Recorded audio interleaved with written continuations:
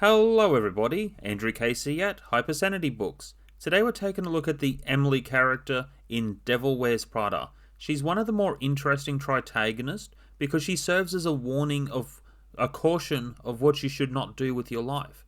And I believe through some research and study, she would be suffering from obsessive-compulsive personality disorder and also general anxiety disorder.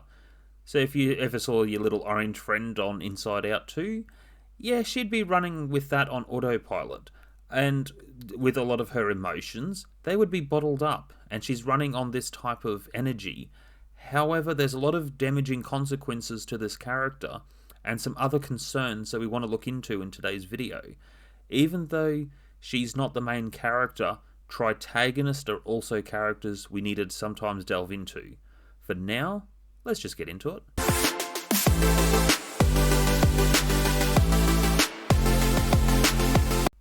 Number 1. Understanding the disorder. Obsessive-compulsive personality disorder can come in handy, but one of the better ways to think about it is the little voice in your head that tells you how to think and what to think to a certain set of rules. And because of this, it makes her character flawed for new information, which is important.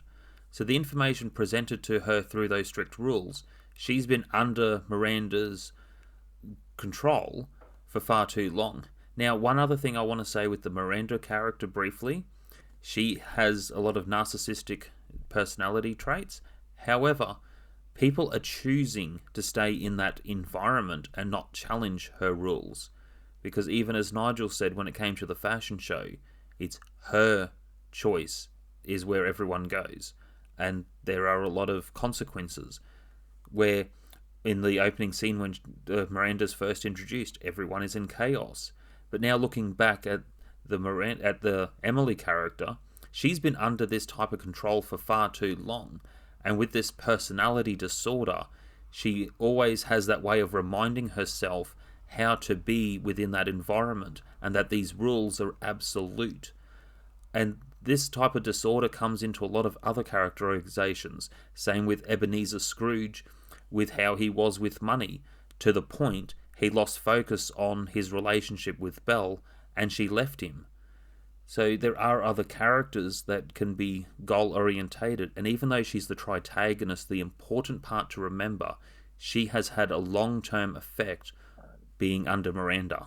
First of all, you and I answer the phones. The phone must be answered every single time it rings. Calls roll to voicemail and she gets very upset. What if I need to... What? No. Number 2, zero friends. Remember, with this video, we want to take it as a precaution. You look at the Andy character. Miranda has that much power over her when she's ringing on the phone that she doesn't care or need to know about her friendships, that she's going to self-sabotage herself for this job. Now, you are following the perspective of Andy, then the case study being Emily is someone who has gone through the same process. Emily. Emily. She means you. But this is the important part. Miranda doesn't need to know one fact of your personal life and whether you have friends or don't have friends, relationships, family, etc.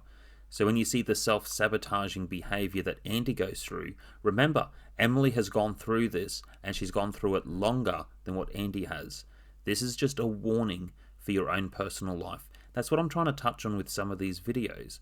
Do you have someone who is gaslighting and pushing your life to isolate from the people that you love? Is it for a job?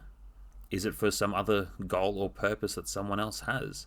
And again, Miranda does not need to know anything more about who you are except for the job that you do. You know, I didn't have a choice. Don't worry about it. And go to bed. Number 3, Nigel. What? Quit. I can get another girl to take your job in 5 minutes. One who really wants it. Be serious. You are not trying. You are whining. I have to say, Stanley Tucci, I love his cooking show and his journey around the world. I don't mind watching his show while I'm doing some of my typing. There's that part where I liked him in this film, and I like him as a real person. And within this character, then Emily should learn from him because he does interact with Emily, but he has healthy boundaries set with people that he works with. He also has the passion for what he does within his profession and what he enjoys. So he is in the type of place that he should be, though Miranda does throw him under the bus to keep her job within the end, though within a certain point of hypersanity where he may have some sort of breakdown from his life journey, he will pick himself up from the aftermath of something bad happening to turn it into something good, whether it be starting his own business or go somewhere else. He has that type of personality within himself, especially with hypersanity. After things go bad, he will have a mental breakthrough to succeed. And Emily doesn't quite do this, even though she may have boundaries set with the way she's abrupt and short and quite horrible towards people.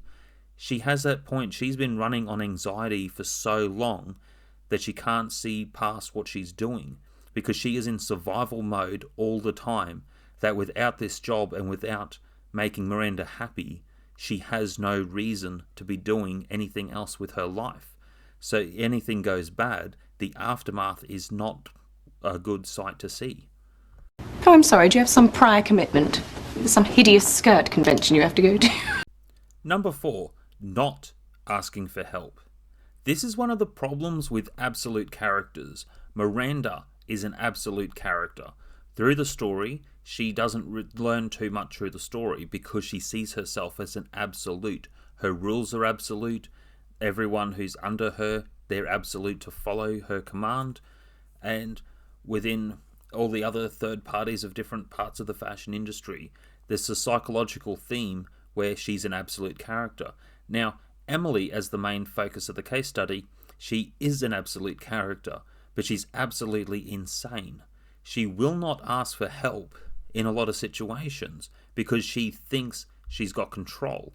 And that's part of the survival technique that she has by telling herself for so long what she needs to do. And I know I'm repeating on that type of subject within this video, but that is the downfall of this type of character. When you have that type of disorder of obsessive-compulsive personality disorder, she will keep trying to thrive for the goal, and she will be so stubborn but to ask for help. Now, Andy, for the story to move along, she asked for Nigel's help, and there was a point where he had healthy boundaries, but he gave her a chance to work within the industry. And I think that's part of a lot of good, healthy workplace care that is necessary, though the environment will always be in chaos. Which brings me to another point. It's Ambassador Franklin, and that's the woman that he left his wife for, Rebecca. Number 5, infinite crisis. This is a problem with a lot of workplaces. When Miranda comes, every single person is in crisis, including Nigel, who is the sanest of them all. Now, with all of the characters within the environment, that's one of the big things that shows Miranda's presence. But being in chaos every day, needing to reach deadlines that are somewhat unrealistic, that's not a healthy way to live your life every day. There are times where there are circumstances that are not necessarily good, or it is a time of chaos and you respond. But I also find, even with emergency services, you can only do so much to respond to unforeseen circumstances. But this is the thing.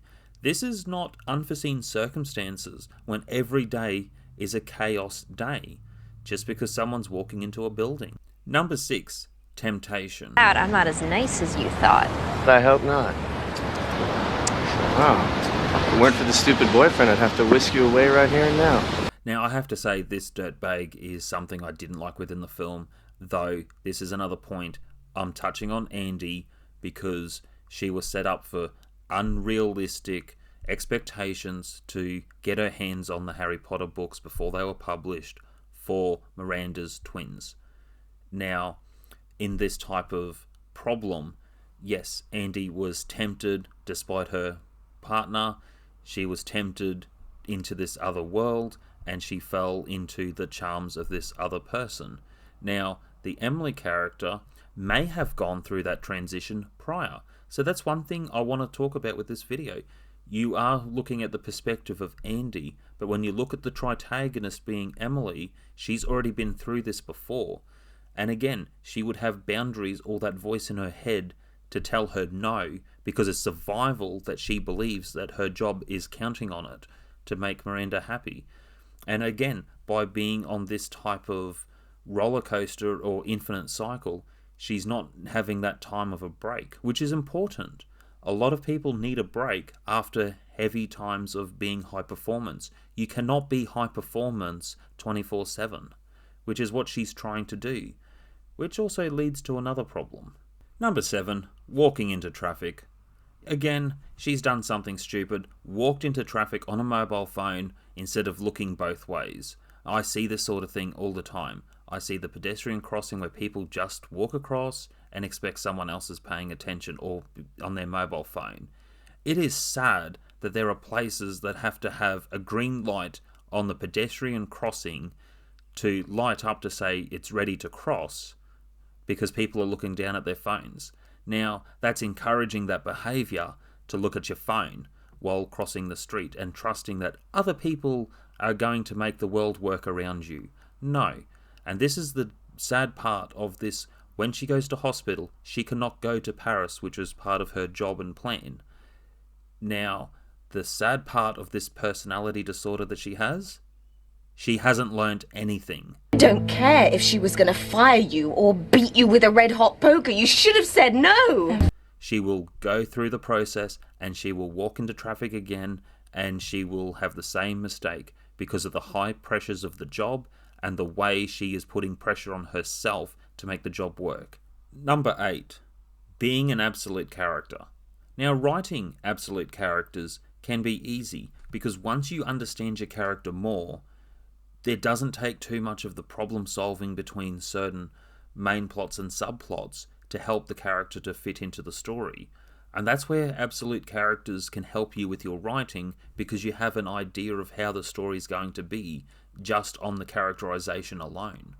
And again, it's also a sad reality because this character learnt nothing in the course of the entire story. She will repeat the process, which also brings to the other concern. Andy worked out eventually that she needed to give up the job and to go for a different career path to what she wanted more for herself. And then there's the reference that comes forward where Miranda can have the control over her life to give a bad reference, but she doesn't. It's part of that mystery. Will she do the right thing or will she do the wrong thing? And I think there was something more within the story. But being high performance does have its consequences. You just need to be aware of what those consequences are. And unfortunately for Emily, she will just go through this cycle again. But when you are writing characters, learning from this type of characterization will help for some stories because the character was already absolute to begin with. Number 9. Is she treatable? Paris? Well, I'm on this new diet. It's very effective. Well, I don't eat anything. And when I feel like I'm about to faint, I eat a cube of cheese. Yes, she can get treatment. Though, it's probably most likely that she won't get treated because she is already at a point she's in too deep in this cycle. She needs something more to break the cycle. She can't break the cycle because of the way her mind is running. She's not thinking in a lot of the other logical, emotional states to circumstance. She has been running on anxiety for too long. That little orange friend in her head is no longer her friend. It's not serving her well for what she's doing. And even after the circumstances of what's happened to something more serious as walking into traffic, she needs some sort of external force to change that environment. And if Miranda changed that environment, would actually be the best thing for her to come to some other realizations. Though, if Emily was starting to think outside the workplace, Miranda wouldn't have the control over her that she does. She would find a way to break away from that cycle if she had more ways of thinking. She's probably in too deep to think. So there could be some other factors that could save this character from her own turmoil, her own demise. Number 10, final thoughts. I enjoyed the book and I enjoyed the movie. I enjoy looking at the Emily character as a case study that I think more people should be aware about for their own life. And especially when it comes to obsessive-compulsive personality disorder, some may not suffer from it, though some circumstances can put someone in that category to be obsessive to obtain a goal that may not be obtainable. And I think it's something to consider within your own life. And from Hypersanity books, within everything that we're working towards, through the different channels and different communities that we are involved with, and also with the others who are publishing our books, all different third parties, we want to make it nice and a pleasurable environment. But again, we're not looking at building Hypersanity books to be big on the employee stature, like needing to do human resources and go through therapy with everyone's therapy and problems. We would rather just pay someone for the service that's self-employed to solve the problems that we need solving and be pleasant and be nice and move forward. And we would love to do business with people like Nigel. But that is another story. And you want to know why she doesn't kiss you on the forehead and give you a gold star on your homework at the end of the day.